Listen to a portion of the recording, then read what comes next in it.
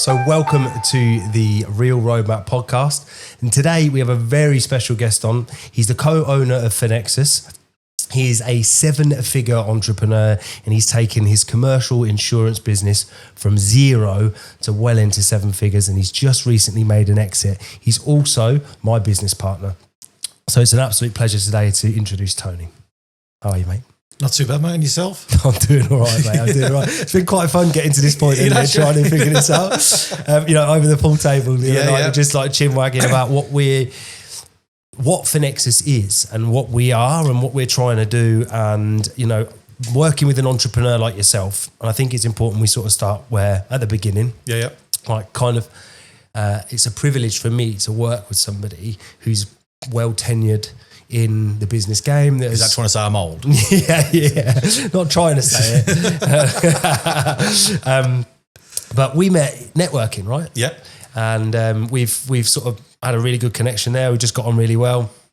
And it's just sort of blossomed from there. So I think it's important to sort of go back to the start and sort of talk about how you got into the world of entrepreneurship. What was the moment that led you to...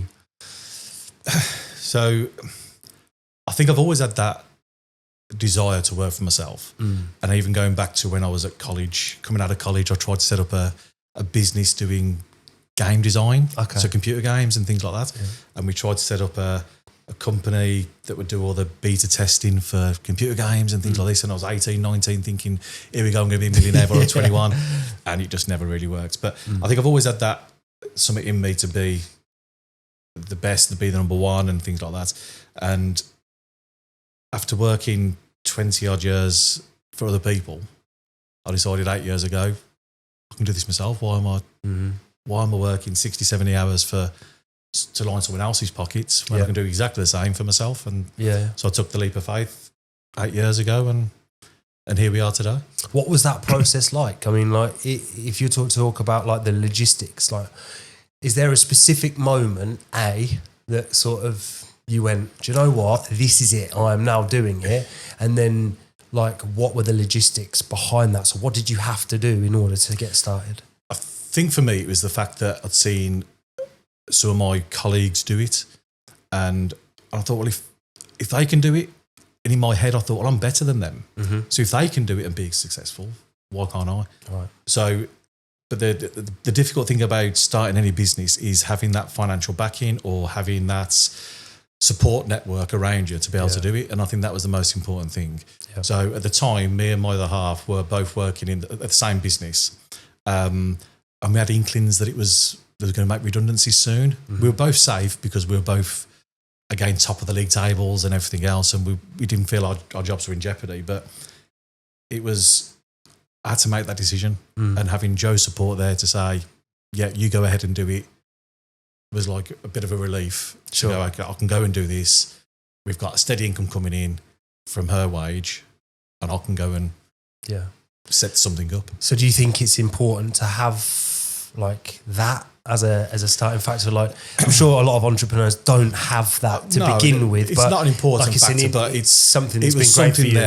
There was something there. I was 38 at the time, and I had commitments. I had a house to pay for and everything else, the bills. We had a young daughter and things like that. And it's like, I can't just go and do something and fail, but I needed that support there to go and do it. Yeah. I think going back to my younger days, if I was 21, 22, maybe 25, I would have, doesn't really still matter living with mum and dad, you can just sort of do it. If I failed, it doesn't matter, I'll start again.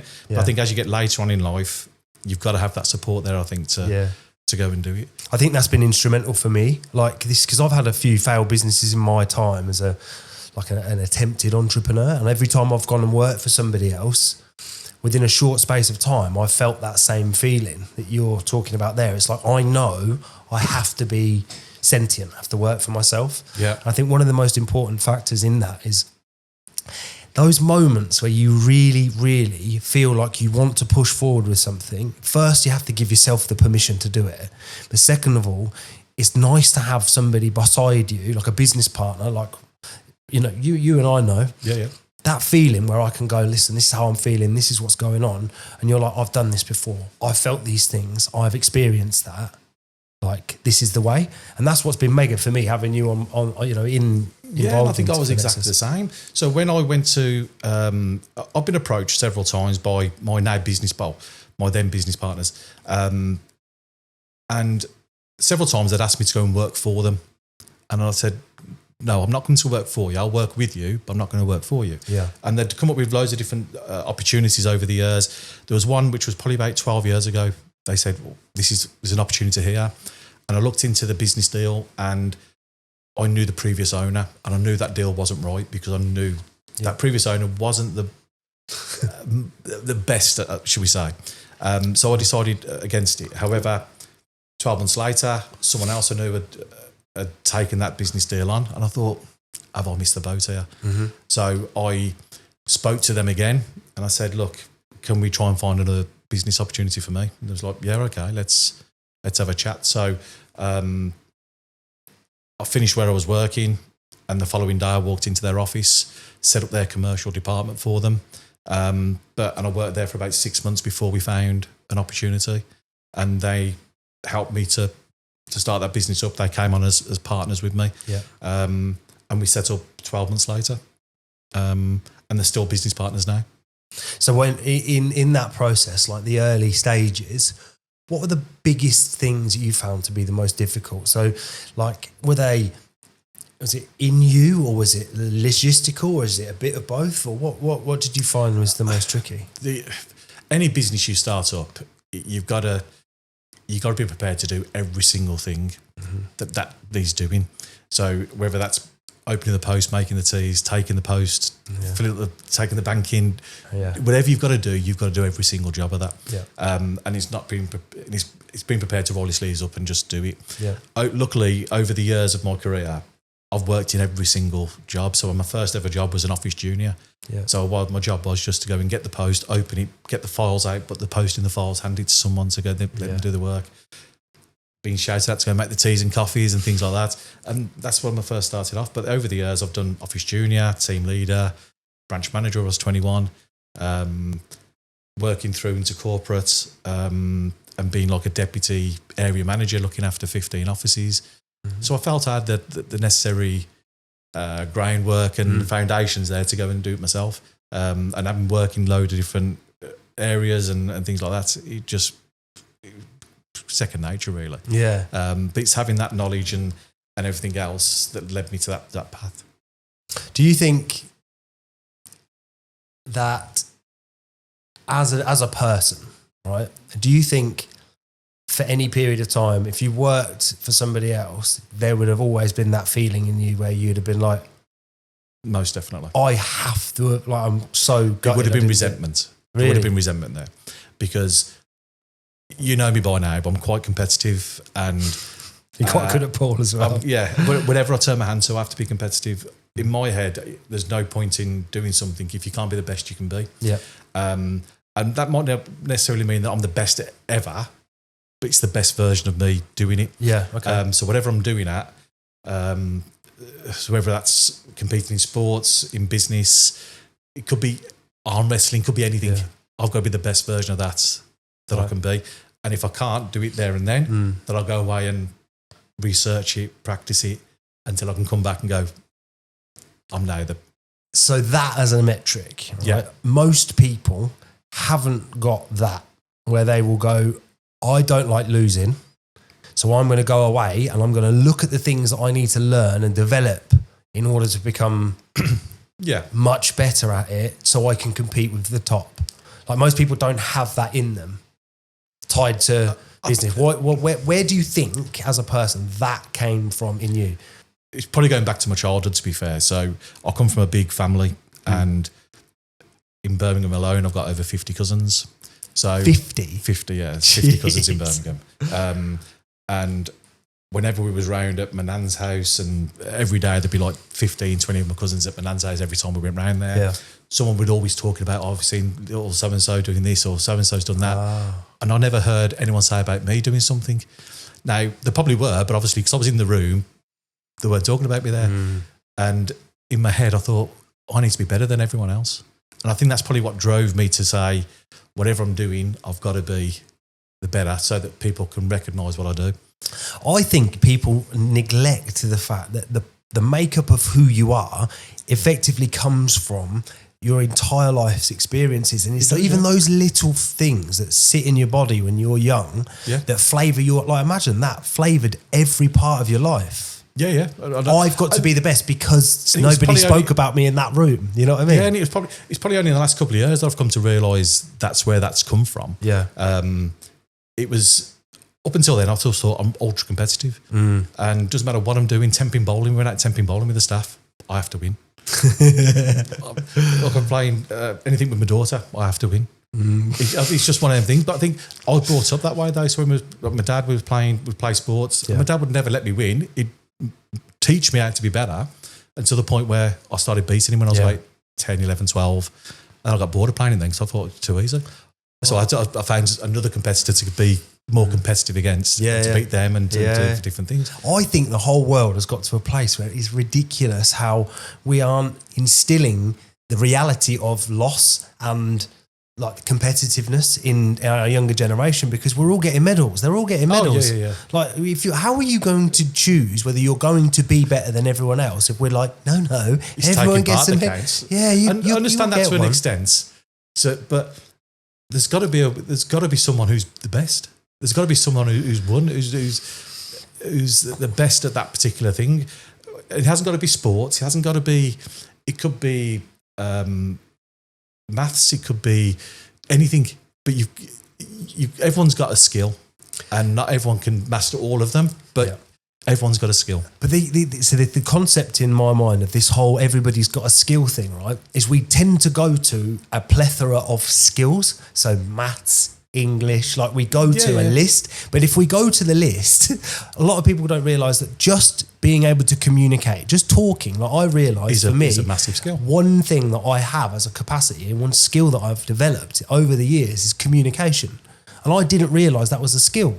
So I'm thinking, I'm okay at maths, I'm okay at this, I'm okay at English, but I haven't drawn from those a career because I didn't realise that my communication was my thing. So when I started in a sales job or a customer facing job at a pet shop when I was 16, I turned out I was pretty good at communicating with the customers. And then every job I've ever done since then, when I've worked in bars, I was really good at communicating with the clients and customers. I was upselling alcohol. So bad thing to do as an alcoholic. I probably would have been your number one. But like working behind a bar, I was able to upsell the drinks just using like hand gestures. So when somebody's asking me if they want a drink, so I'm like, do you want a large one? I didn't say small or large. I was like, do you want a big one? Chances are most of the time people say yes. And on the tills at the end of the night, there was a leaderboard and there was me and a lady called Anna. So a girl called Anna. Me and Anna used to take the most on the tills every night by over £1,000 more than everybody else. Everybody else be doing 800, 1,000. We're doing £2,000 on the tills in a night. Because we're communicating and we're having a fun with our job, and we have the capacity to do many things at once. It's not just like a single focus. We made it a thing. We're dealing with everybody at the same time. Like we're not just leaving people standing there waiting. And when you maximise on that, I realised then, I was like, I've got something here. Yeah. You know what I mean? Yeah. And you don't think of that. No. And being able to talk to people is one of the most important skills in business. Yeah. And if you're able to talk and communicate and get your point across to any person that you meet, you're halfway there. But you're into, so this is where we met, is networking. And to me, 100% of networking is not going there and telling people about what your business is. 100% of it is not that. 100% of it is, I want to be myself in this environment and I want to meet as many people as possible.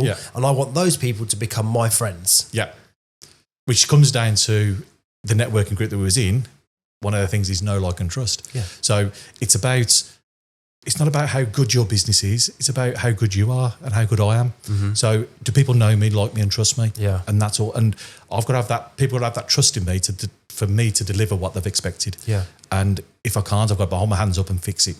And that's what it's all about. It's not about we've got the best product on the market. It's not about that. It's about can I deliver what I've promised? And when we talk about it within the BNI as well, it's like The capacity of networking is a referral thing as well. So it's like, if you know that there's somebody in there that's doing something, and it could be something like a diet plan, or it could be something like a cheese board, or it could be something like, I don't know, dog walkers, it could be anything. Business cards, right? So if you utilize these people, you build credibility in that place. Yeah. So it's a point system. Your job to get to the top of the leaderboard, but your job is to be of the most service and utility in that room. Yep. Yeah. So I'm going to help as many of you get as much business as I can get you. And then in turn, you start to see business flowing back. Yeah. And that's where the whole idea of networking works, which is kind of why we developed Finexus, right?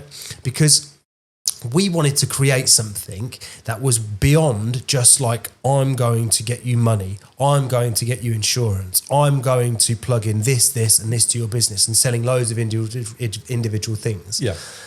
Oh, fuck that bit. Loads of individual things. For me, what I feel is important is like, let's figure out what direction a business is going in. Like, where do you actually want to go? And from the information that you give me, is there anything I can actually help you with? Do you know what's available in the world? Are you paying too much for your insurance? Do you know you can use other people's money to do this, and this? Are you expanding your business at the rate that you really want to be? And a lot of people aren't using that because they have like this aversion to the fact that they're being sold to all the time. Yeah. And it's not about... we've never given... I think in my early days of sales, I probably did do the hard sale a few times, but that was just to try and teach myself how to do that. Yeah. I think since I've set up the business, set up the insurance brokerage, I don't think we've ever done a hard sale, and I wouldn't expect my staff to do the hard sale. We've just got to give the best advice we can, and give the best advice and the best service. And we've got within the office, we had some boards done on the walls in the boardroom and across the office, where it had 20 insurance words, so products and stuff that we sold, but it also had 20 other words, which was like advice, professional. Not one of them said price, or money. Money. Nothing. It was nothing relating to the price. So we've always had that belief where if you sold on price, you'd lose it on price. Yeah. So if you say you're the cheapest out there, you might win the business for 1 year, but following year, you're going to lose it on price because someone else will beat you. Well, if I'm thinking right, if you're competing on price and I'm the cheapest, the next time they go to do that, they're looking for the cheapest. Yeah. So to me, and this is why I think that it's so important to discuss these things. It's like, as a business, we are always looking for the cheapest, right? And you could get the cheapest sales advice. You could get the cheapest independent financial advice. You could get the cheapest accountant. You can get the cheapest marketing service, right? The chances are that they're the cheapest for a reason. Yeah. They haven't established themselves in the market. And for me, the reason I've decided that I want to push this business forward in the direction that I want it to go is because I don't want to sell a single thing ever. I want to be able to build relationships with business owners and genuinely understand their direction. Yeah. How are you moving forward? And if you don't know how to answer that question, I want to be the objective person that you speak to and say, right, let's figure this out, just man to man. Yep. You know, I've spoken to hundreds of businesses across the years, that had been doing exercises of growing or recovering. So I've got to learn directly from a lot of entrepreneurs about the things that they're doing. And I don't just go, I'll get you this. I want to figure out what they're doing and why. And then I can figure out the exact product that will plug in to help. And if I'm not selling you anything, I'm just going to say, right, here's some options that may or may not work for your business. And you may not even be eligible. Yeah. Right. So what we have to do is explore this terrain together and then say, right, are we attacking the next 12 months in the way that you want to, or are you just going to let business carry on for the next three years the way that it has the last three, you know? Yeah, I think that's the point. It's like having that second person to speak to as well. So when I first started off, I had a small little office in Birmingham, and come 5 o'clock, the staff would go home and I would pace up and down that office with a whiteboard marker and an empty whiteboard, and I would just make loads and loads of notes. Whatever was in my head, I'd write it down. Then I'd spend the next 20 minutes pacing up and down, arguing with myself whether that was a good thing or a bad thing. Yeah. To the point where I'll go, rub that off. Yeah. If it was a good thing, okay, let's explore it a bit more, and I'll go down the next step and next step and next step. And it wasn't until I merged with another franchise that I had that second business partner. Yeah. And having that, someone just to bounce ideas off for both of us was a really good thing. And that was the catalyst then for us to grow through COVID and come out the other side. So let's talk about that growth model, because at one point, because we were talking about this the other day, at one point you started your business, you got to a certain point, you collaborated with somebody else, and then you realised that you could either acquire or use other people's money to grow and develop your business. So like, can you talk a little bit about what happened there? Well, yeah, if I'll take it back one step further though. When I first got the business, I had to borrow money to get that business. Yeah.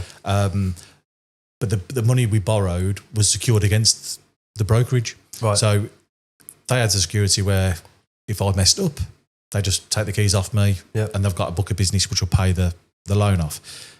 But they didn't have me. So basically all they would have done was just had their money back. That was it. Yeah. By having me involved and my business partner involved, the potential there is just phenomenal. Yeah. But then when we got to that stage, when we merged and we looked at how we're going to grow, so we made a plan of 5 or 6 different companies we wanted to buy out. Yeah. And one by one, we had conversations with them. It took probably 18 months for each one to go through.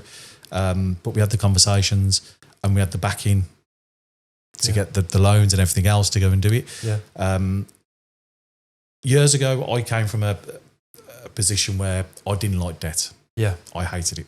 So I went years, and I think when I went to Ibiza when I was 21, spent 300 or 400 quid on my credit card, paying back £10 a month or whatever. Mm-hmm. And then got to about 27 and owed $2,500 on it. I've never used that credit card since, but because I was only paying the minimum amount every month. Yeah. So I paid it off, and I didn't have a credit, I didn't have a debit card. Really? All I had was a hole in the wall card. I just go every month, just take all my wages out in cash and deal with cash. And it was my other half that went, no, you've got to start building up your credit. Mm-hmm. And it took me about 3 or 4 years to build up my credit again. Because I didn't realise it was that important. But when we started the business off, we understood that you have to have a bit of debt in order to grow. And someone said to us, probably about 2 years in, they said, debt's a good thing if it's serviceable. So as long as the debt is serviceable and you can afford the monthly payments, so whatever you've acquired is paying you more than what you're paying out, it's a good thing. It's the simple maths of it, right? So for me, having worked in a world where I've come from personal debt, and personal debt is where you are using somebody else's money for an experience or an object that is not earning you money. Yeah. But commercial debt is a facility that you can use to purchase an asset or use their money. Like, let's say I gave you 100 grand and you turn that into 300k, and that adds on to your turnover annually. So you've got 300k additionally for life. Yeah. Yeah, and what you've got is a monthly payment of like 1,1600 quid. So when you figure that out, like, using somebody else's money becomes smart. But then everybody worries about the whole interest thing. But interest is a fee that you pay. Yeah. And you can get out of these facilities early in order to settle the interest. So you can actually use somebody else's money, take the 100, turn that into 300, pay off the debt of 70 that's left. You've paid off nearly all the interest. So you've then made a massive cash flowing exercise and you've not used your own money for it. Your balances are protected. It's like all the way through my business career, we was always in debt. Mm-hmm. We always had a debt. Mm. But it's irrelevant to how much, as long as you earn more than what you're paying out. Yeah. And as we said earlier on, we've just sold out for 7 figures, and we've still had a bit of debt there. Yeah. I think it's stupid for a business to go all the way through their path without having some debt in there. Yeah. And well, if you can do it, if you can get through your business career without using debt, that makes you a very competent entrepreneur. So to protect yourself, you can keep your cash there and use somebody else's money. Exactly. But then businesses that don't use debt, they're using their own money to do things. Why would you do that? Well, keep that money there, because that's yours. Use someone else's money to go and... If you've earned that money and you're saying you're buying 2 lorries with it. Yeah. Yeah, that's going to take you God knows how long to get that money To back recoup on them that money. lorries, yeah? But if you use somebody else's money to buy the lorries, you've then still got the capital there in case anything else goes wrong in your business. Yeah. You haven't got to put any of your own personal money back in. There's still a pot of capital there to grow, market, whatever. You can purchase the vehicles, and if they cash flow higher than the balance of the monthly repayment, you're winning from day one. Yeah. So we've always used debt in the right way to get, and we grew during COVID. So when COVID hit, a lot of businesses didn't know where to turn and they were struggling a bit. And everyone tightened the belts and didn't know what to do. And we said, no, let's spend through it. And we've always had this saying in the office between me and my business partner, as Mr. Barclays rang. Because we keep on spending until Mr. Barclays rings us and tell us not to stop. Yeah. Tells us to stop. But until Mr. Barclays rings, we keep on going. So we just always keep on spending through it. Yeah. And luckily I was in an industry which was sort of recession proof anyway. But all that happens is that the turnover's just decreased, but your clients don't leave you. Yeah. The turnover decreases because it. they have to have insurance anyway. But it's just that when their turnover declines, mine did as well. But as long as we kept our client base there, we knew that when everyone bounced back, then we'd bounce back with it. But it was always that saying, as Mr. Barclays rang. I think it's funny when businesses will look at insurance as essential, yeah? Because you have to have it, right? Yeah. But when it comes to funding and finance, right, you have to have it. You have to have money in the bank, yeah? So where that money comes from is from cash flowing exercises, right? And if you're thinking of taking more from the market, you often have got like a pot there and you think, oh, right, okay, I'll try and put all of that in here and hope it all comes back. So really, when you think about using somebody else's money for that exercise, you say, right, I'm going to protect this. Yeah. I'm going to take as much as I can get and I'm going to push my business forward. Because as entrepreneurs, you've had to build your business from zero. Chances are, if you've built from zero, you have got the competency to get to this level. But if you're stuck at $500,000 a year in turnover and you can't get past that level, you have to look beyond the current things that you're doing. So how can I acquire a new business? How can I use somebody else's money to leverage my position as an entrepreneur and generate more income? Yeah. And that's where a lot of businesses will just get to this place where it's either feast or famine. Yeah. Isn't it? It's like we're getting on and we're ticking over and things are hard, but then at the times things get hard, it's about being aggressive in that moment. And there are some businesses out there that run as a lifestyle business, and that's absolutely fine. Yeah. If people just want the lifestyle that pays them X amount per year and they know that's guaranteed for the next 20, 30 years, absolutely fine. I wasn't one of them, and the business I bought was a lifestyle business. Yeah. So they'd been the same size for 20 years, I think. They hadn't grown, but they hadn't shrunk. So it was purely a lifestyle business just for the husband and wife and one member of staff just to go in, do what they got to do and go home. There was no pressure, no stress. It was just pays their bills. Yeah. And that's absolutely fine. Yeah, of course it is. But that wasn't for me. So I knew in order for me to get to where we needed to be, and again, it's that competitiveness. So at the time, we had a league table against all the offices, and the business I bought was ranked number 87th, I think, out of 100. Yeah, which to me was like, that's terrible. Yeah. So I picked 3 points in the year. So every quarter, okay, end of quarter one, I want to be there. End of quarter two, I want to be there. And it happened to be that my now business partner was ranked about 30 places ahead of me. Okay. In the league table. And I was like, that's the one I want to be. And it was 6 months, 12 months into me having my own business that we went out for a drink and we was having a drink around Christmas. And he went, why are you targeting me? I said, no, it's not in a bad way. I said, I just need a goal. I need a target to be able to hit. And I said, and I happened to want it to be mid-table and you were mid-table. And I just focused on you just to we got to try and catch that person up. And that's when we discussed about the merger. So breaking the table down from the top into something more... Into sizable chunks. That's better, isn't it? Because that's smart. Yeah, because to get to number one was a 50-place leap, isn't it? It was millions of pounds worth of premium we had to get to number one. Right. That's how far down we were.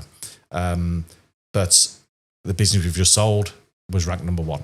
So we got there, but it took us 7 or 8 years to get there. You broke it down into bite-sized chunks to be able to say, there's no point in going straight to the top because it's not impossible. Yeah. But you've got to break it down to go, right, this is how we're going to get to the number one, but we've got to do it by step. I can get from 50th to 47th. I can get Yeah. from 47th to 43rd. Yeah. I can get to 35th. You know what I mean? And then you break it down like that. Yeah.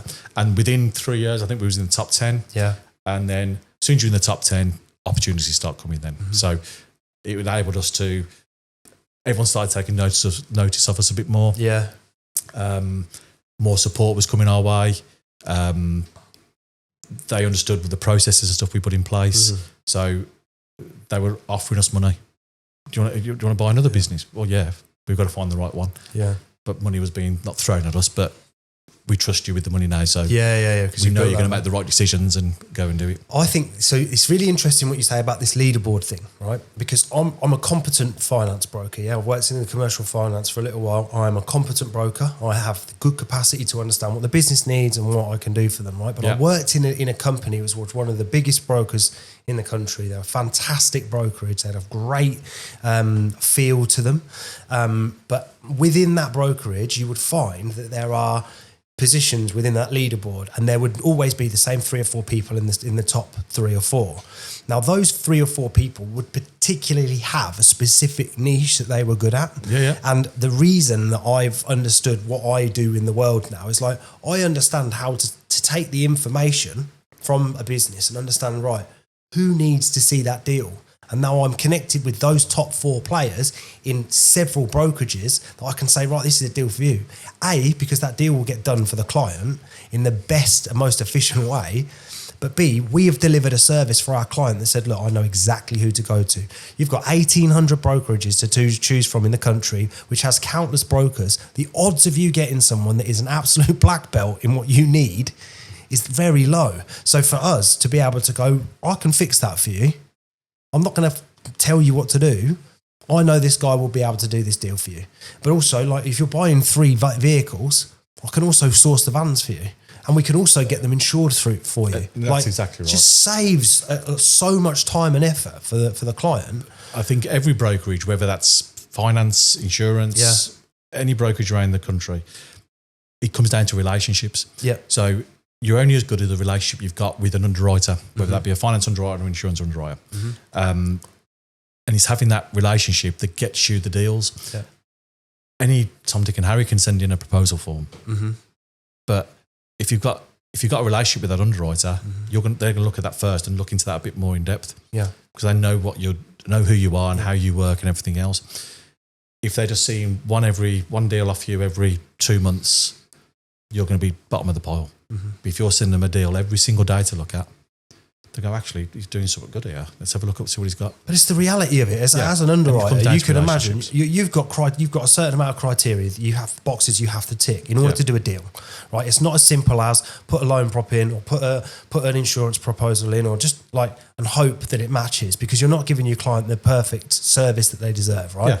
There are only limited lenders. There are only limited insurers. Yeah. But in order to get the very best out of that situation, you need to know what information you need to take and then what you need to give to the underwriter as the correct information. So it's all above board, but it's the way you explain it.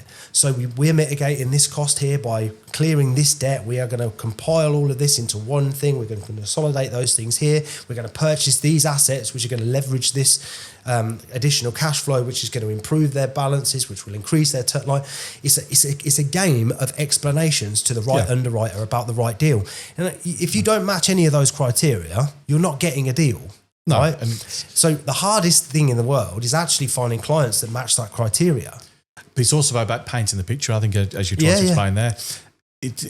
As long as we've had risks over the years where they've had a severe claim, but it's how you describe that claim and how you paint the picture of what the client's done to mitigate anything like that going ahead in the future. Yeah. And it's having them conversations with your customers to say, okay, this is what's happened here. What are you going to do about it going forward? Yes, insurance is there as a what if. So what if this happens? Yeah, you're covered. Yeah. But if then what if happens, what are you going to do to stop it from happening again? Yeah. And the same with the finance thing. So if you're doing something with the finance and they've had bad credit or something else, okay, what have you done to try and fix that? What are we doing going forward? What are you going to use this money for? How is this going to increase your business? It's about painting that picture. Yeah. And it's finding that right person that can demonstrate that in the best possible way that's going to get you the deals. And the odds of you picking up the phone, Googling, and the first one coming up, because everybody's competing in the Google market.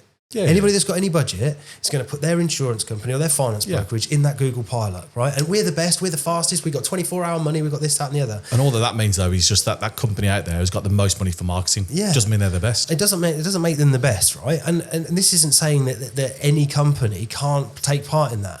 I'm not saying we're the best. Yeah. No. I'm saying what I can do for your business is help you understand what you're doing and what you want to do. Man to man, woman to man, whatever it is. I want to figure that out with you.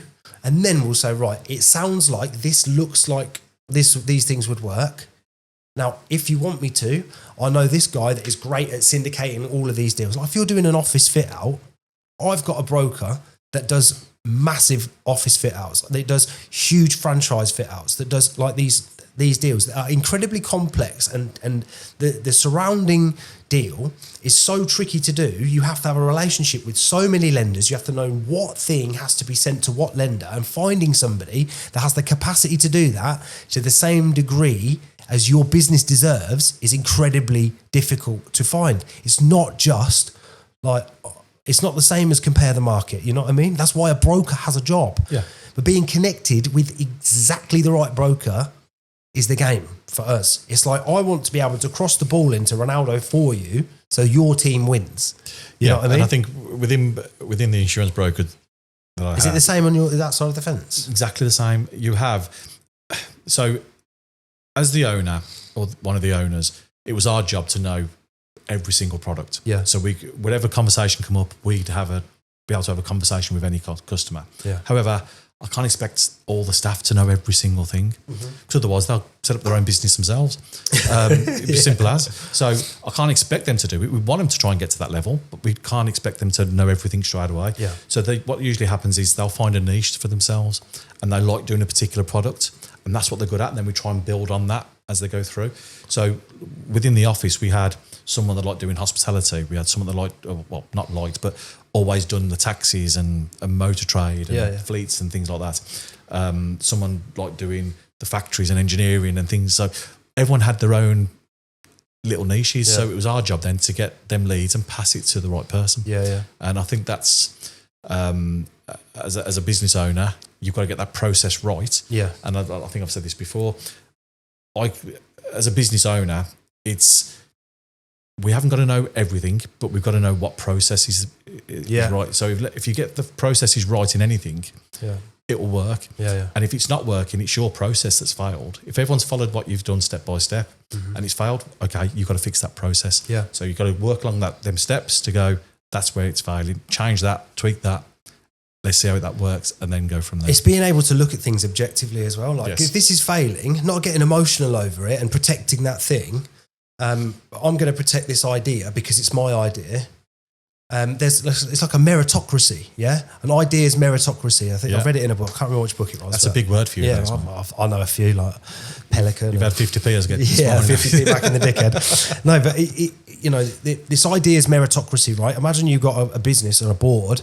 You put the business, the ideas on the table, right? And we go, right, as a group of people that have a set goal of moving this business forward, we are going to look at these options that we've all presented and try and establish either A, which one's the best, or B, can we sync some of these ideas together and try those? Yeah. And not be emotional about it, because that's how you're going to get the business move forward. No, and when we merged the business, some of my ideas fitted well within the merge. Some of my business partners' ideas fitted well. So we found the best process across both of our ideas to make it work better. Yeah. And it's, as you said, it's not about being emotionally attached to things.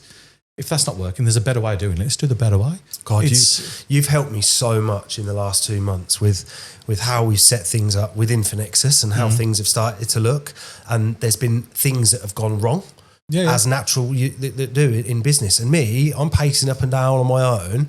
And sometimes I have to call you and you're like, oh, mate, I've done this 4 times. I've done this 5 times. Yeah. I've been through this. And I know that this is how we fix this. If it was that easy, everyone would do it. 100%. But it's never that easy. And it's and I always find that it's always better to go into business with someone, because it saves you a lot of stress, to be fair, because otherwise my missus would be I'll be doing a heading, just be talking to about it all the time. So having that someone to talk to about it is always better than you pacing up and down with a notepad or a whiteboard, writing things down, having someone to talk to. And if you haven't got someone to talk to, a business coach, someone like that, do you know what I mean? You need to have someone on board who's going to be on the same kind of level as you to be able to chat to. Well, I think this is why, again, like one of the things I was really, really good at during my brokering career is I just get to know my clients, and I'd be really good at just communicating with them. I'm not doing that for the reason of getting an outcome. Like, I just like talking to people. Like, you know how I am with the B&I. It's like,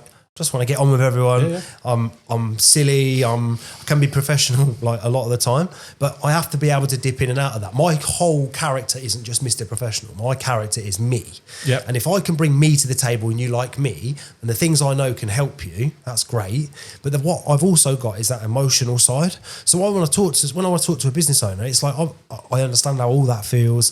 Like, I know what you're trying to get out of this. Maybe it feels like this. Maybe you want to do this. Like, help me with you. Let's organise in your mind, A, how you're feeling around it all, and B, what you really want to do and what's holding you back. Is the thing that's holding you back an emotional thing?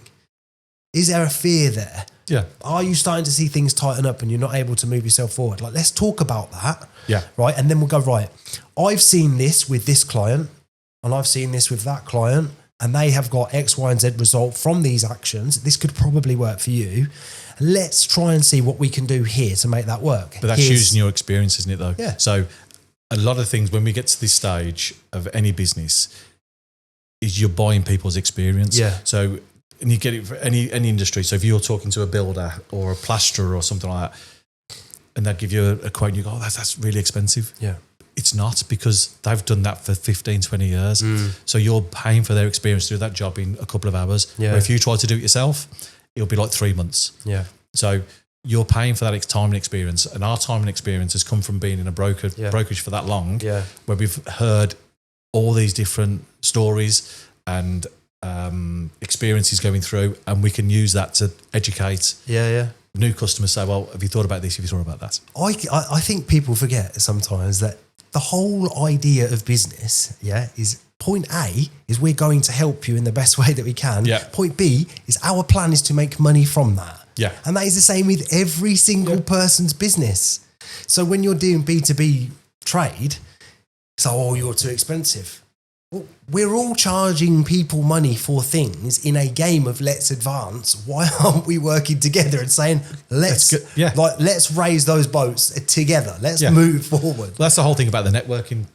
So it was all about, if you scratch my back, I'll scratch yours. And that's how it's worked. But you've got, if there was like a 16-year-old trying to say, I can do this for you, you're questioning. Yeah. Not to say that if it was like on YouTube, I probably would listen to that person going, you know more about it. If he said to you, for the last 5 years, I've built a 500K I'm definitely YouTube, I'm going to listen to that kid. Yeah. Because A, it's something that he's been doing since he was in his nappies. Yeah. You know what I mean? So you're going to listen to him. Yeah. But if they tried to talk to me about insurance and commercial insurance, I say, well, I might have a little bit more experience than you. Probably not a little bit more. But not much, but a little bit more. Yeah. But like, there's different things, isn't there? So the experience side of it is a massive part of any business. Of course it is. And using that experience to help grow. And for me,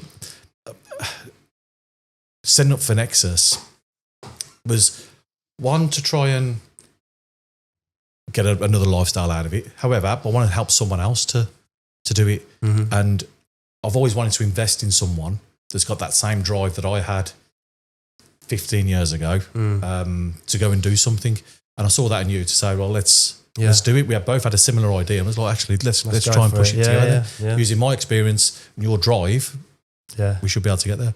I think the thing for me is, like, I've always had this thing, like, no matter what is going on, and bear in mind, like, I'm a recovered drug addict. I've failed loads of times in my life. I've had to do a lot of work on me because objectively, we look at people's past and we judge them by the things that they've done. and the things that they've been. And we try and hold people back to their character. Like, you did this in 2018. Like, yeah, fine. That was fucking 4 or 5 years ago, right? Who am I today? I'm trying my best today, right? Yeah. And the thing for me is, like, I've got a lot of complex things going on in my life at the moment. Yeah. That you're very privy to, right? But those complexities have been born out of a situation that was like, again, it was a completely brand new thing to me. So having the drive to move forward came with a lot of fear. It came with a lot of like preconceived ideas that I've failed before. This is scary. And then having you there and going, listen, we are going to make this work. It is going to work. And removing the idea of we are going to earn as much as we can from the market, but we are creating something that provides the most utility to every person involved.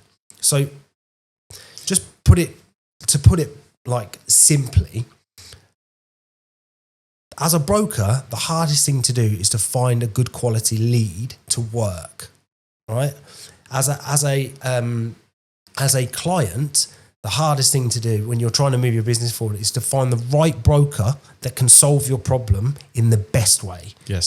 Sometimes it's not just about getting you a 200 grand loan. Sometimes it's about saying, right, let's preserve your cash flow. Let's do this, this, and this. Let's introduce that as a facility. Let's add this here. And that's going to actually help your business moving forward, right?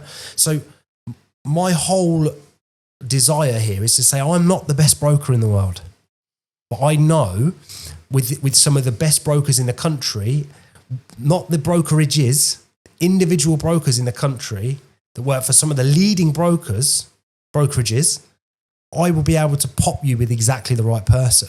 So let's just talk objectively about what you want to do. And we'll figure out what that looks like moving forward. That's really where my desire is, because I just want to talk to people. Yeah. And that's why I've got a podcast. So, and just going back to what you were saying then about starting a business and having that fear and everything else there. I've always been a believer of looking at the positives in everything. So whatever you fail at, is not a negative. There's something in there you can take a positive out of. Yeah. And going back to that competitiveness. So I'd take the positive saying, well, I need to practice more. Yeah. So that's the thing I take out of it. Not that I'm rubbish and crap at anything. Yeah. It's not about that. I can do this, but I've got to practice more. Yeah. And I try to instill that, especially with my daughter, you know what I mean? Work hard. And I keep on saying to her, if you work hard, you've got choices at the end of it. Yeah. Don't ever come out of college or university, she's at now, and don't have a choice. You work hard, and if it's your choice, what you do after that, you've got a choice. If you don't work hard, sometimes you don't have a choice, and you might have to go and, I don't know, litter pick or do something that you don't particularly want to do, but you've got to do something to put food on the table. But it's working hard to actually you've got a choice at the end of it. I think people forget that everything's hard, right? Yeah. All things are hard. If you want to be a bin man, that's really hard. Yeah. Yeah. If you want to work for a stock brokerage, that's really, really hard. Yeah. Like, all of it is hard. Yeah. Right. You have to be able to choose the hard that you want to go through yourself and make that conscious choice, because having no money is hard. Working for somebody else, still hard. Like having a relationship, very hard. All factors of life, we have to be able to monitor the degrees of difficult that it is and choose every single day, I'm going to fucking keep going at these things, because regardless of what happens, I know my effort is going to get me the results I want. Yeah. You know, and it's going back. And even if you don't get to that result, there's a positive out of everything. Yeah. So you go back and go, okay, I've done as best I could there, but I need to be better at this. Yeah. And you take that one bit out and you go and practice that bit until you're... It's just being objective, isn't it? Yeah. What part of my process, less my ego, works? If this all looks really good to me, which bit do I need to alter? Oh, that bit. It's like if you've got a leaky pipe. Yeah. You would not, like, if you've got a leak you wouldn't rip out the whole plumbing, would you? You just go and fix that. You wouldn't fucking paint over it either. No. What we tend to do is, we need a nice light over that. Like, no, what we need to do is trace the leak back and fix the leak. Yeah. Because you can put all the shiny, happy fucking marketing out to pure business. If there's a big leak, it's fucked. You know what I mean? Yeah. The foundations of what you're doing are wrong. Let's find the leak, repair the leak, and then pick, what we want to do moving forwards. You know what I mean? Yeah. And So that's another one of them analogies that just comes out of me. You picked up. You had a good one yesterday as well. What was the one yesterday? Oh, you're cooking. I'll provide the ingredients. Yeah. I like that one. That's a pretty good one yesterday. Yeah. But like that competitiveness in me, and it's a positive mindset in everything you do. And me and you have had loads of discussions. It's usually on my journey into the offices or something like that. So it's like an hour. Me ranting. Yeah, but it's everything you do. You got to look at the positive. So you got to look at going, okay, that hasn't worked. What can we do differently? Mm-hmm. And it's chaos theory, isn't it? So if you keep doing the same, well, no, not chaos theory. What's the other one? Insanity or something. Yeah, if you keep doing the same thing, you're going to get the same results. So Einstein said, if you do the same thing, if you're trying to solve a problem with the same mind that got you into that problem, then you're not going to be able to. It's never going to work. It's probably more glamorous than what he's just said. I think it's insanity is doing the same thing and expecting different results. Yeah. So between the three of us, we've collectively put together a good quote. And it's probably not even Einstein. Probably someone else. Stuart Carter.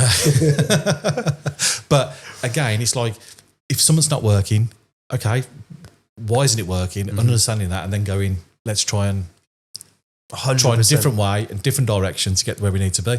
And we've had the discussion about what we're going to do. Well, I'm not going to let this fail. Mm-hmm. So we've got to change things, do things to make sure it's right. So I'm not saying we are failing, but if something gets we get to that fork in the road, and we've got to pick that right choice to make sure we get there. Just do the right thing. So it was like, right, okay, we've done this. It's not going as quickly or as best as we think it is. We know what we're doing. Yeah. So this is where we have to go, oh, it didn't work, we give up, right? No, we continue, we pursue. And, I always talk about this. There is a book in this somewhere for me. Yeah. Yeah. Because of the process that I've had to go through. A children's book with loads of big pictures. Crayons and edible crayons. So no one. Loads of 50p's. Loads of 50p's, yeah.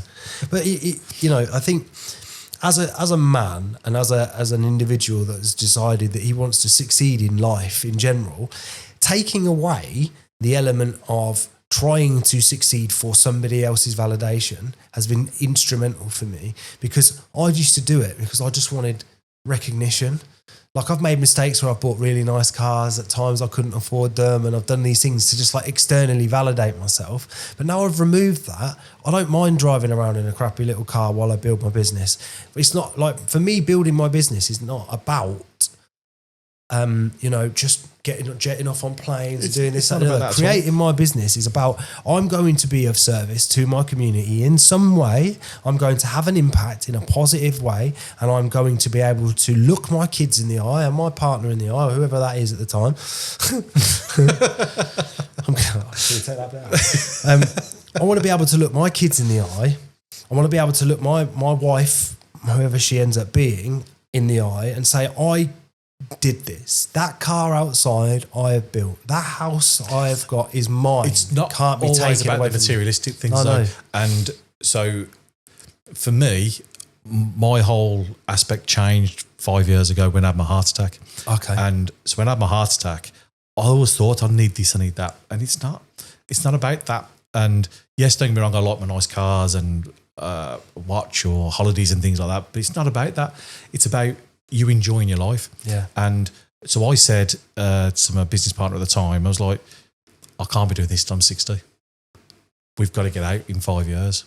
So I wanted to be out before I was 50 and everything else. And we've done it within the 5 year period. Yeah. And it's given me a position now where I've got a choice. Mm-hmm. And it's going back to that choice again. I've now got a choice what I want to do. Mm-hmm. I can sit playing golf, watching the telly, do whatever I want to do, or I can try and do something else. And that's what I thought. Yeah. Try and work with you to try and get Phonexus to be this national brand that we know it can be. Yeah. But it's not all about sometimes the materialistic things. It's about whatever makes you happy. And if what makes you happy is going to watch your favourite football team every week, having a season ticket, fine. Having a big flash car, a big nice house, fine. But it's whatever makes you happy and what's going to make your family happy. And that's what it's all about. I think for me, I failed so many times in various areas of my life, right? And the feeling that comes with that is so deeply ingrained in me that I have to be able to achieve something so I can look myself in the mirror and go, right, you honoured yourself. You honoured what you chose yourself to do. You said, I want to commit to this path. Yeah. You've stuck to it and you've created it. Like, it's like getting in shape. I've got in incredible shape several times and immediately lost it because the goal is set. I then get in really good shape, but then the merit never comes from the getting in shape. So I can have a six pack, still feel like shit. But for you, that's probably more recognition. For me, it's about self-respect, actually. Right. So it's like I want to become and establish myself as somebody that I respect, because the failures that I've made in the past, I feel very judged by them, and I'm not ashamed of the person that I've been in the past because it's led me to the man that I am today. Yeah. But that doesn't mean that I can't start from zero and rebuild, because I've done it a few times before. But the concept of being an entrepreneur is you have got to fucking fail so many times that when you get to that point where you've created the life that you choose, you know it was all worth it. And every single thing that happened had to happen to become the person that was able to achieve that. Yeah.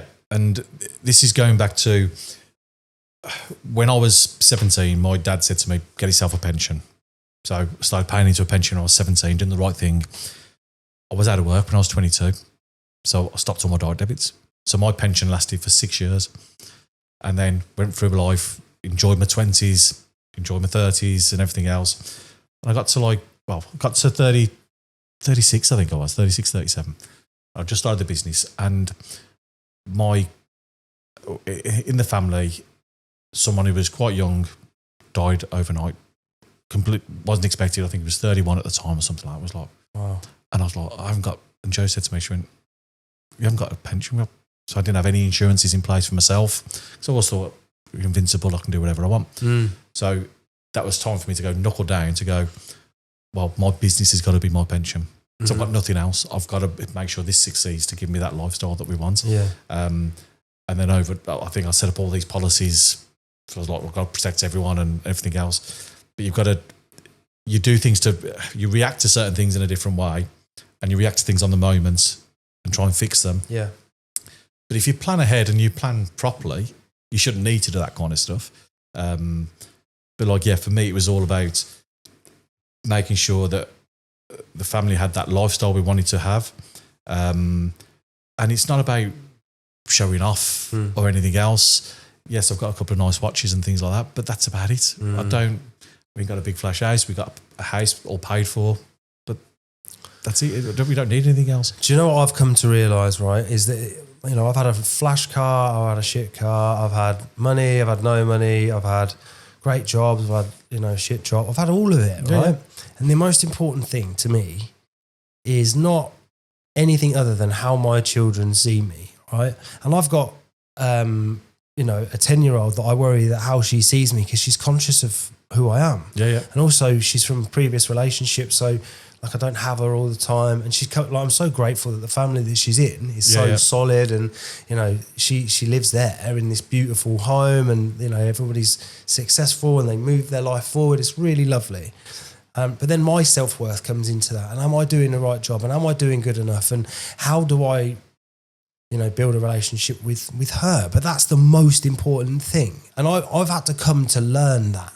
Yeah. That's not naturally instilled in me, because what's naturally instilled in me as a drug addict is selfish. And it's like, I don't like me, so I've got to do things in order for people to like me. Yeah. So when I'm now talking to any of my kids, and I've got 3, it's my job to not pass down my shit to them. Yeah, yeah. That's all I see my job as. And for me to create a safe lifestyle for them, where I can say, right, I've got a business. My business brings me X amount of money, so I don't have to be pacing around and the kids have to worry about where their next pair of shoes are coming from and where their food's coming from. Yep. I don't want a multi-million pound anything.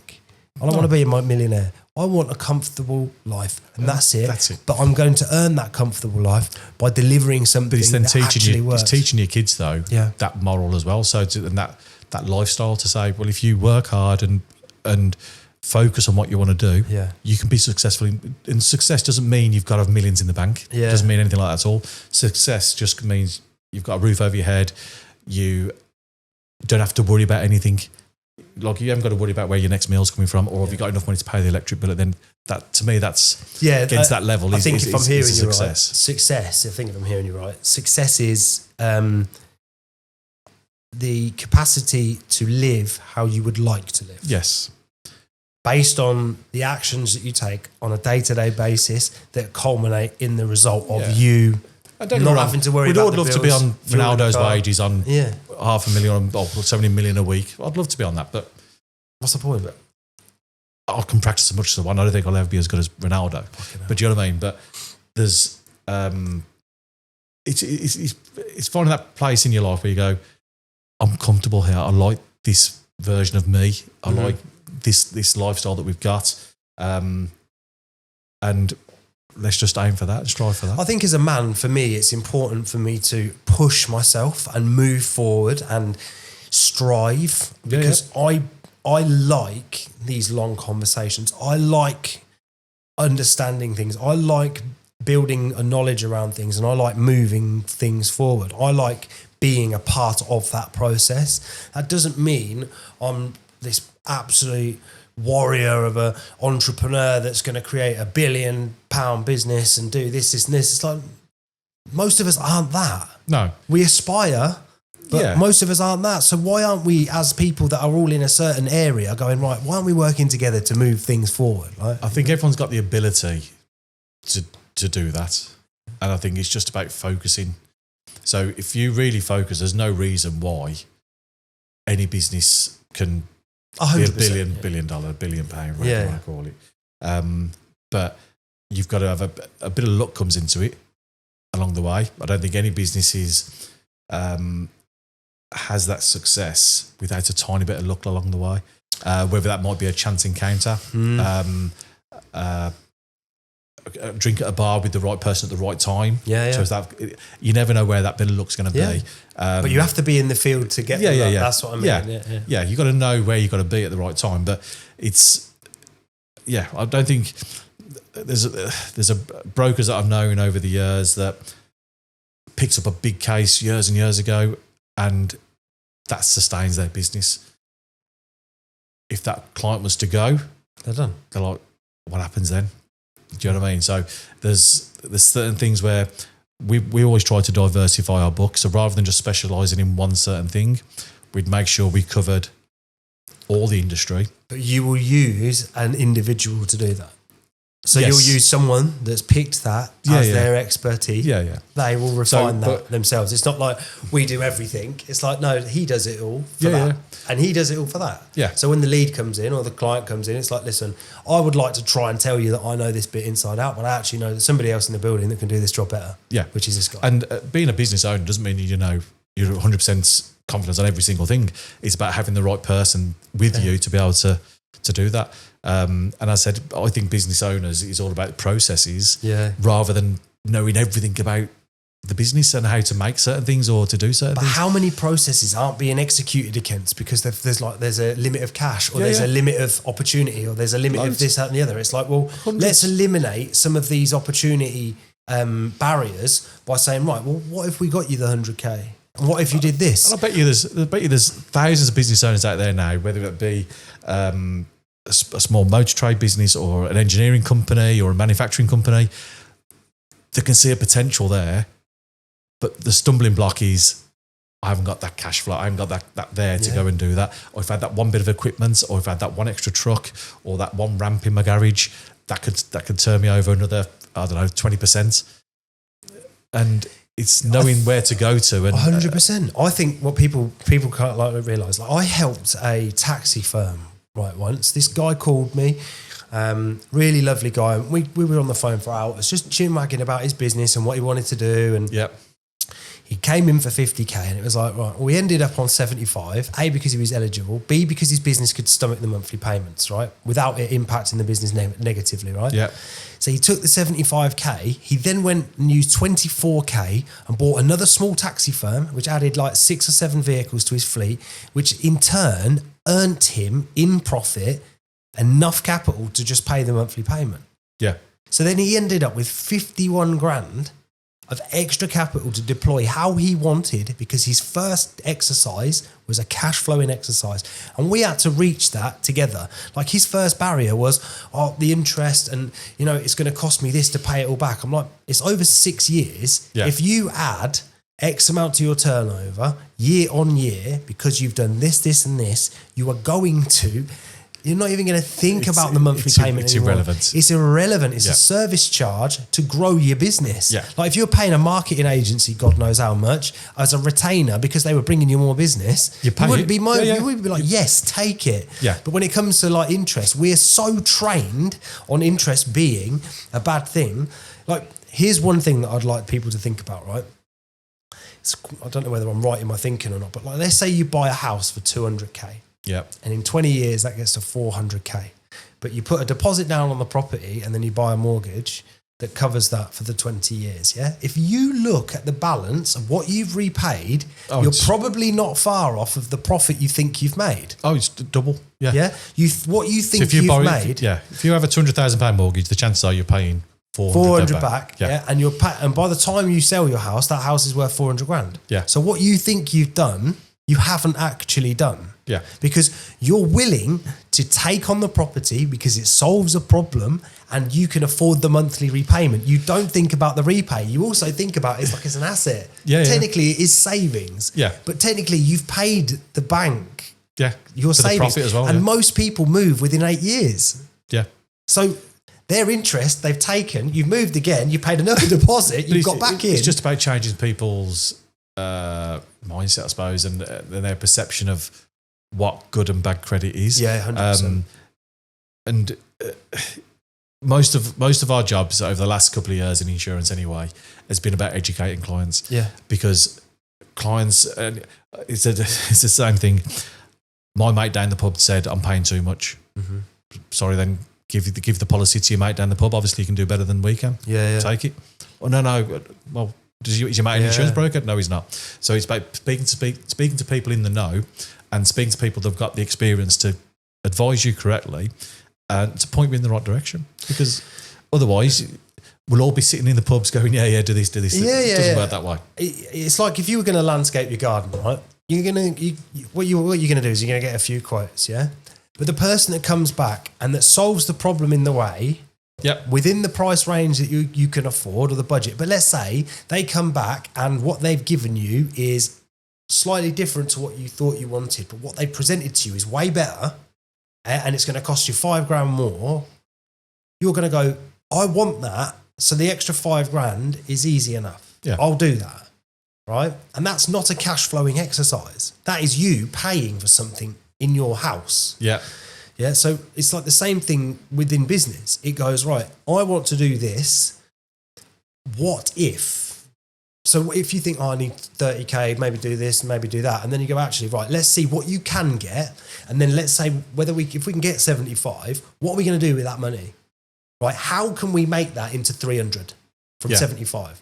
And that as an exercise is such an interesting conversation because half of the time, the difficulty is the belief around what I can do and also the fear around the monthly repayment, which is not something to be snuffed at, but it is the reality. Like, you can do way more. Yeah. You can get your business moving far further ahead than you could possibly imagine if you took an additional risk. But that's what it is. But it's also about making sure you're prepared for it. Mm. And there's again, going back to several managers ago when I was working in a high street offices, and there was 6 P's, is it? Mm-hmm. Prior preparation prevents piss poor performance. Yeah. And it's about, so basically you're planning for every eventuality. Mm-hmm. So it's not just about like ringing up and saying, I want to borrow 50,000. It's making sure you've got all the groundwork done before to say what I'm going to do. What I'm going to do with that 50,000. How am I going to make that 50,000 into 100, into 150,000? And if you've planned it properly, everyone would just go, yeah. Here's the money. I'll give the money myself. Yeah. Here's the thing, right? Is what people think is lending is the same as any other thing. Like it's like compare the market. Yeah. It doesn't exist, Yeah. right? There are algorithmic lenders that you can give a proposal and it will either spit out a yes or a no. And you can flirt with the fucking underwriters all you want. Nothing's going to happen, right? Yeah. But then there are lenders that are which we call storybook lenders, which will listen to what you've got to say. Yeah. And as a good broker, you'll know by each criteria for each lender what they need to understand about your business to make that deal make sense. Yeah. Yeah, because you might have to draw back to previous year's accounts and this, and then explain the situation around that. And maybe the director's done something wrong here, but then that's changed. And being able to articulately put this deal together for the lender, for the underwriter to go, that makes sense. Like, it's not an easy game. No. It is not an easy game. It's not just like, because every business, here's another problem. A lot of business owners think that they can just go to the bank and they'll just give them money. And they can just go to a broker and the broker just give them money. And we see adverts everywhere for like, do you want funding? Do you want funding? Do you want funding? Right. So when I had no money, Yeah. So no, I had money, but I had no credit. So I think the app had just come out on my bank, and I never got any messages. Every time I log into my bank now, first thing that's happened, you want to borrow 50,000, 60. They want to throw money at me. Mm-hmm. I don't need it now. I needed it back then. Yeah. But because I wasn't doing the right things with money, Mm-hmm. and I wasn't planning properly or anything else, I couldn't get credit anyway. I couldn't do it. Yeah. It's only when I got my life in order and started planning what I was going to do that money's now available. Yeah. And it's about that planning and how you live your life and how you run your business and everything else. Yeah. That all points to, We can lend this money to them. you can have this to grow your business. Yeah. And the money is like, it's your thoughts. Any business owner, it's your ideas, it's your processes and everything else. The money's just a facility to get you there. It's not It's the be an all and engine. end all. Yeah, it's just that's going to get me from there to there. And so don't think about the interest or anything else. As you rightly said, it's nothing about that. I think it's dangerous to say like we I don't ever want to be like, don't worry about interest, right? But No, you have got to worry about it. Of course, but it's part of as you said, the deal, right? as you said about marketing, if you was paying to a subcontractor or anyone else, Yeah. there's $5,000 a month to do this for me. Yeah. You wouldn't even quibble it. No, You wouldn't even quibble but if it's $5,000 a month for a loan, you're worried about things. Because the modality of the way that people communicate to themselves about what a loan is, It's a because you bill. either think I'm in recovery or I'm desperate, yeah? Yeah. Like, fuck what everybody else thinks. Every single buy-to-let property owner in the country has used somebody else's money to make profit Yeah. on that, above that, and Yeah. mitigate their own risk. Yeah. Yeah. By just leveraging their credit to get the deal, right? Yeah. So it's the same thing within business. But I think a lot of businesses struggle with the fact that they're going, right, like they wait, a lot of businesses will wait until the last minute if they're struggling to get a loan, Yeah. right? They'll come to a broker, and the broker has to do a lot of work to try and figure out where this deal's even going to go, Yeah. and whether this can even happen, because they leave it too late. If you start to see the pinch, my advice is speak to a good broker or us, and we'll figure out, right, this is starting to see a downturn. Let's get ahead of the downturn and be more aggressive. Yeah. Because this downturn, if you're just going to weather it and just try and tighten your fucking braces while this goes on, It's going to go downhill. it's going to go downhill. Yeah. I worked for a restaurant chain, a really big restaurant chain. I worked for a really big restaurant chain in the Northamptonshire area. Did a little bit of marketing for them, right? And they had bought 7 or 8 sites. Now they had 3 that were hemorrhaging and 4 that were making money. So the 3 that were hemorrhaging were causing them such strain that they got to a point where they physically couldn't do anything to leverage out of it. And also they had such a bad mindset around marketing and borrowing Yeah. that they didn't try and move their business forward. They got precious about the model and they kept it. And what they started doing was reducing the quality of their produce. Right, to try and offset. To try and offset some of that risk, the food that you're selling, the thing that makes you good, you're going to reduce the quality of it because it saves money, right? Actually, what you do is you improve those things, you invest in the business, you leverage and you double down. Like, you've not built this business for no reason. You've taken your time and effort to get to a point where you go, oh shit, like, let's fucking go. attack it. Not, well, we'll just tighten our buckle for a bit. Like, And I think I can only speak from the insurance industry. They say the average life cycle of a client is around about 7 years. Right. So if you haven't invested into your business or invested into recruiting more clients, within 7 years, your business is gone down the pan. Yeah. So you've got to continuously keep on investing and finding new ways to attract customers. And I've always been a big believer in face-to-face networking. And then when I first started, I had no marketing budget. So my marketing budget was just a pair of shoes that I had.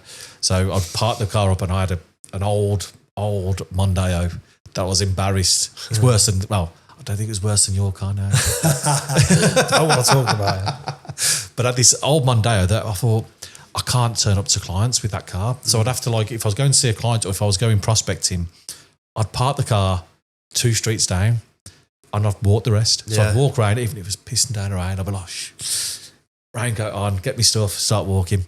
Because I just couldn't be seen driving up to a client's in that car.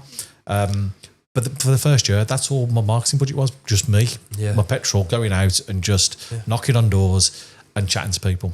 But from that, we ended up getting enough clients to grow probably 25, 30% in that year, but also gave me probably about 1,000 leads. Because everyone said, well, I've just done it, but ring me next year. Mm-hmm. I was like, okay, well, I've just, more than happy to come and speak to you next year. Fantastic. So the following year, I had all these clients just to go and speak to again. Yeah. And it was probably only in year 2 that I got a bit of marketing budget to go, let's do a bit of paid marketing now and see what we can do. But again, it was more face-to-face marketing. I'm paying to go to networking groups and things like that. Marketing's a very difficult world at the moment because like everyone's being sold to perpetually all the time. We're all being sold to, and we're like, you have to have a really good product or a really good hook or a really good something to get people in. And for me, I don't know if you do. I think you just need to have the right person. Yeah. So I get asked, because at the brokers we had 15, 20 members of staff, and I got asked by every single BNI group, have you got any staff to bring in? You must have staff. Yes, I have got staff, but not everyone is right for BNI. There's no point in me just putting a bum on a seat. It's not going to work. And if it's not going to work, and that's no fault of the staff, it's just they're not. Yeah, that's not their role in that. It just makes me look bad because it's my credibility that goes. Yeah. So I'm not just going to chuck anyone into a group if they haven't got the right personality to go and deal with that. If you've got a shy person, you're not going to chuck them into a networking group. My last company used to say to me, Mr. Like in front of it, like we'd have a sales meeting every month, and it would be like Mr. BNI. Like they said, like you are the only person that is in their company that's ever made anything out of BNI ever. You know, that people go to networking meetings, and I'm the only one that's ever made it work. Yeah. Because I go to the meetings like almost every single week. It was pretty much every week, and I'd turn up with a smile on my face and, you know, try and help as where I could. And what I come to learn about that is like the finance market is so broad. Yeah. It is so broad that you have to really drill down on so many things, so many lenders, so much criteria, so many different facilities. How to synergize those is so complex, which is why when I'm sitting around in the office and I'm looking at the people that are specifically skilled at certain things, I'm like, oh, you've picked one thing. But networking, you get people, they want to speak to you about anything to do with finance, and it became really difficult, which is why for me, Finexis works so much better, because it's like, what are we trying to do? Where are we trying to go? Yeah. Okay. This guy will fix that for you. Yeah. Yeah, because it's effectively networking. Yeah. It's networking. Yeah. And it's what we both do good at. We're good at it, over the years, I've become a good networker. But it's using that knowledge and experience just to put A to B. Well, you trained me, so I was. I wouldn't say trained you. No, but when you turned up in our chapter, I had no fucking clue. I was at the bottom of the board. I had no idea. I was going to do a few deals here and there because I'm not a fucking complete dimlo. But like, you came in and you were like, right, do these things. These processes will get you in. And just as I left, where am I? Green Club. Yeah. Top of the board. Yeah. Getting into Green Club. So that to me is a metric of you. And the really beautiful thing about what happened with us was just like all of these weird situations that happened for me on this one end. Yeah. You were going through, like, well, you weren't going through any bad, but you were like in the process of selling your business, etc. When you called me, you're like, I'm thinking about doing this. And I was like, I'm thinking about doing this. And then I'm like, well, what? And then you were like, yeah, that's fine. Well, let's do this then. And I'm like, brilliant. Like, I've just come out of a really complex time, really complex situation. This makes complete sense to me. We've got the broker contacts to make this work. We've got the individual knowledges to make this work. Let's go for it. And like, yeah, we've had our first invoice paid. Like, we've done business, right? But where we're trying to get to now is we're trying to stand out in a completely different market and do something completely different to what everybody else is doing. And I think there's definitely a gap in the market for what we're doing. And we're not trying to say that we are, come to us, we're the best.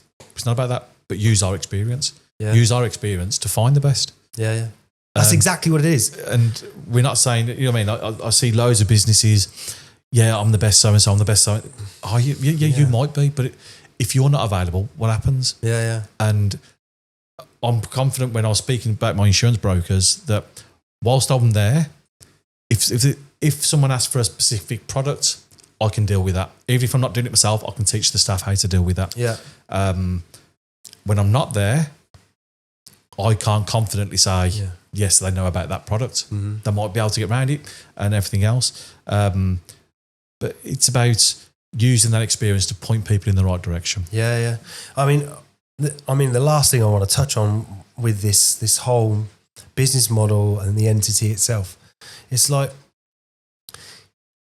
as a business owner, it must be, and it is so tiring to continually see adverts for everything saying, we're the best, we can get you this, we can get you that, we can get you this. Like, for the first time ever, what we are doing is saying, look, we ain't trying to sell you anything. Yeah. Actually, we earn money only if we help you. Yeah. And if we do not help you, maybe you've got a better understanding of what you want to do. Yeah. And the whole market that we're working with is unspoken about, and it's very difficult. And there's so many business owners that could be utilizing products that they don't know exist, either A, because their belief around it is the wrong way around, or B, because they haven't even considered it as an option.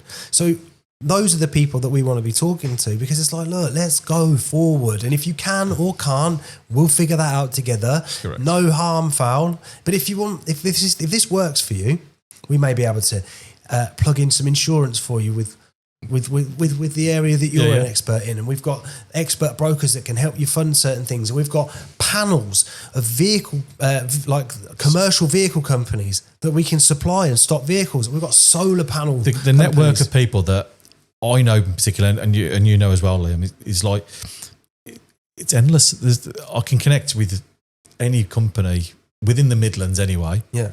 To supply whatever you need. Yeah. And it's not just in the Midlands.